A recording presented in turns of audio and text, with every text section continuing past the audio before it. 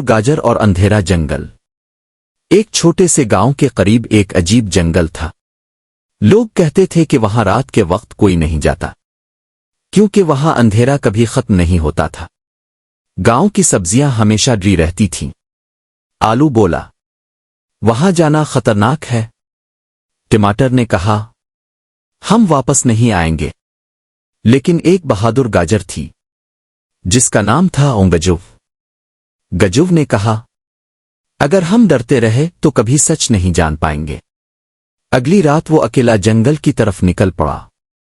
ہوا زور زور سے چل رہی تھی، درخت ہل رہے تھے اور ہر طرف عجیب آوازیں آ رہی تھیں۔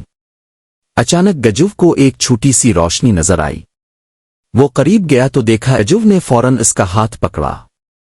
فکر نہ کرو، میں تمہیں گھر لے جاؤں گا۔ راستے میں انہیں کیچڑ، کانٹے اور خوفناک سایوں کا